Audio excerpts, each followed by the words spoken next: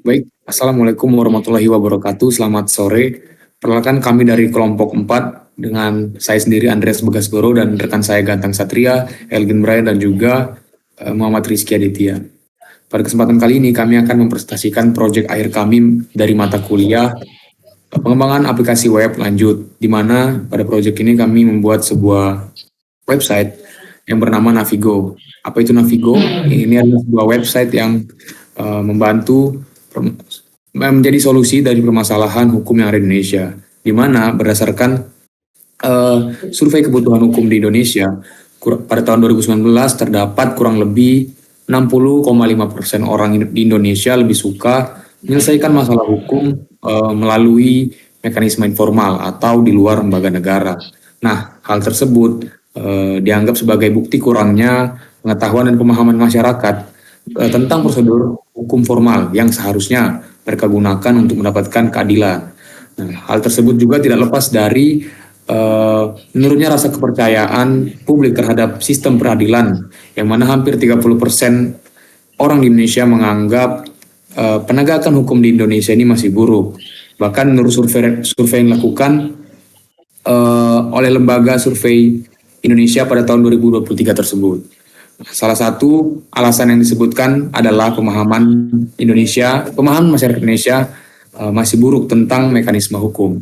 Itulah yang latar belakangi kami untuk menjadikan website Navigo ini sebagai proyek akhir kami. Mungkin kita langsung masuk saja ke demo dari website ini. Yang pertama, ketika user masuk, maka akan ditampilkan sebuah landing page. Mungkin bisa kita scroll terlebih dahulu. Di sini terdapat our feature, kemudian ada allow, dan juga ada pricing dari beberapa fitur premium. Nah, ketika user belum login, mereka akan dihadapkan dengan landing page ini. Ketika user ingin mengakses dashboard, mereka harus melakukan proses registrasi maupun login terlebih dahulu. Mungkin bisa kita demokan saja proses registrasinya.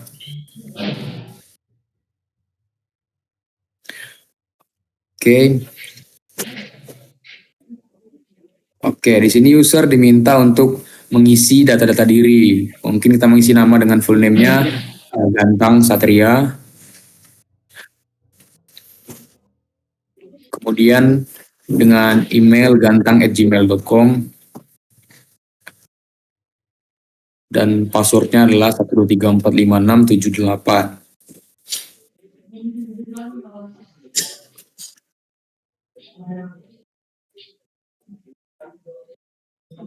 Oke, kita coba untuk membuat akun.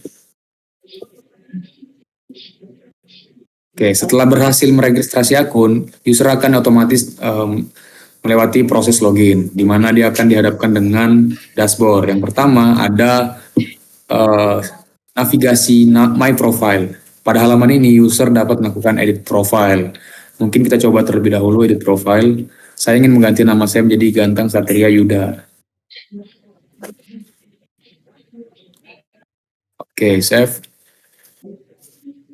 Oke, bisa dilihat bahwa data telah berubah. Kemudian di bawahnya terdapat dokumen activity dan juga recent activity, di mana itu bersifat dinamis yang nanti menyesuaikan dengan aktivitas yang dilakukan pada navigasi selanjutnya. Fitur selanjutnya akan dijelaskan oleh rekan saya. Oke, selanjutnya ada fitur dokumen generator. Jadi di fitur ini user itu bisa membuat buah dokumen gitu. Jadi user tinggal perlu memasukkan seperti judul, jenis perjanjian dan informasi sebagainya. Kemudian nanti si web ini itu akan memberikan si user dokumen dalam bentuk A4 yang bisa user download seperti itu. Nah di sini tuh jenis dokumennya ada banyak, ada perjanjian kerjasama, jual beli, perjanjian sewa, surat kuasa dan NDA. Nah mungkin kita coba yang untuk perjanjian kerjasama dulu. Jadi mungkin di sini kalau untuk judul kita masukkan misal surat perjanjian seperti itu. Kemudian jenis perjanjiannya perjanjian hutang piutang. Kemudian kita masukkan tanggalnya, kita pilih tanggal. Kemudian kita masukkan pihak satu dan pihak keduanya. Kemudian kita masukkan jabatan pihak ke satu, misal di sini karyawan gitu, karyawan swasta. Kemudian pihak keduanya seperti ini. Kemudian ruang lingkupnya adalah pihak pertama. meminjam uang dari pihak kedua. Kemudian kita masukkan durasinya misal 1 tahun, kemudian tempat penandatangannya di Kota Malang seperti itu. Kemudian ketika kita klik buat dokumen, nah si webnya ini akan membuatkan dia secara otomatis, tapi memang harus agak nunggu dulu. Jadi mungkin kita tunggu saja. Kita tunggu. Oke, seperti ini.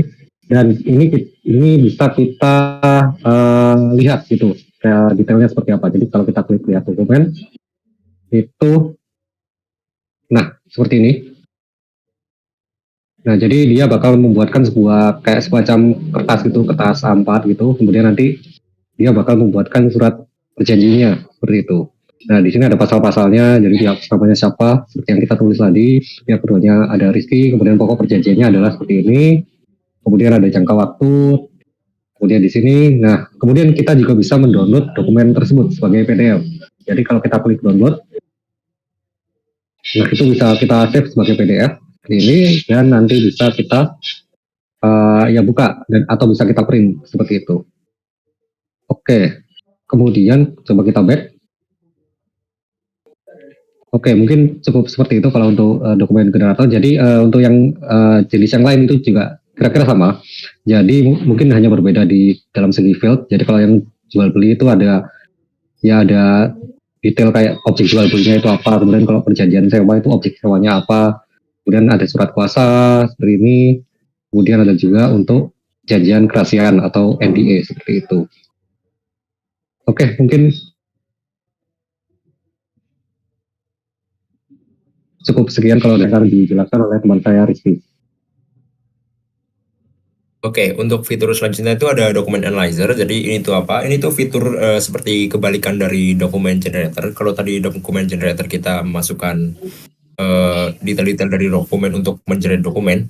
Kalau untuk fitur ini kebalikannya. Jadi nanti kita akan mengupload sebuah dokumen, misal dokumen perjanjian, dan fitur ini akan mengirimkannya ke AI, dan AI akan menganalisis dokumen tersebut agar lebih mudah dipahami oleh user. Kita mungkin coba saja di sini upload surat perjanjiannya.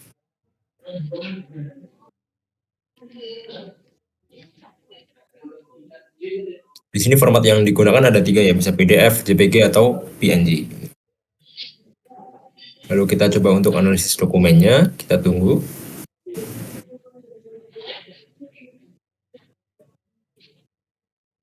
Nah, di sini langsung muncul dari detail dokumen tersebut, dan di sini ada beberapa field yang menjelaskan informasi-informasinya seperti informasi dokumen, informasi pihak, dan konten dari dokumennya. Jadi akan lebih mudah dipahami oleh usernya seperti itu. Di sini juga ada bagian ringkasan. Bagian ringkasannya seperti versi ringkasnya atau versi singkatnya dari dokumen tersebut. Jadi seperti itu fungsinya dari fitur document analyzer, yaitu untuk menganalisa dokumen perjanjian atau dokumen-dokumen lain yang dikirim oleh user. Mungkin lanjut ke fitur selanjutnya, ada AI chatbot. Oke, untuk fitur selanjutnya di sini kita ada AI chatbot, di mana user bisa menanyakan hal-hal terkait hukum ke AI chatbot kita. Sebagai contoh di sini kita akan user akan bertanya tentang undang-undang pertanahan.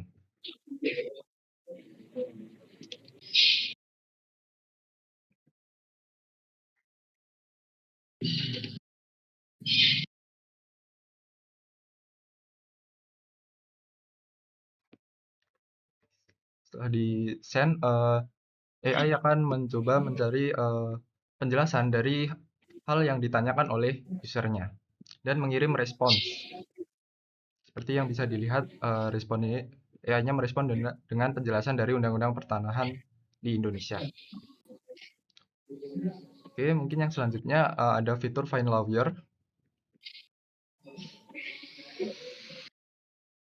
Nah, di Find Lawyer ini user bisa mencari pengacara-pengacara yang ada di website kita. Bisa dilihat ada beberapa list pengacara di sini. Lalu user juga bisa men-sort pengacara berdasarkan apa yang dia inginkan, seperti sort berdasarkan rating dari high to low, low to high, dan lain sebagainya seperti experience.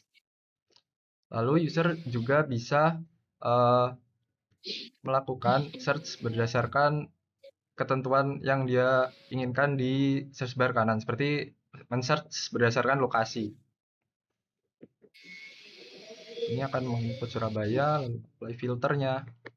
Di sini bisa dilihat lawyer di sini hanya terlihat adalah yang dari Surabaya. Mungkin sekian fitur file lawyernya, terus akan dilanjutkan oleh rekan. Oke, baik. Mungkin sekian penjelasan kami mengenai website Navigo dan beserta fitur-fiturnya.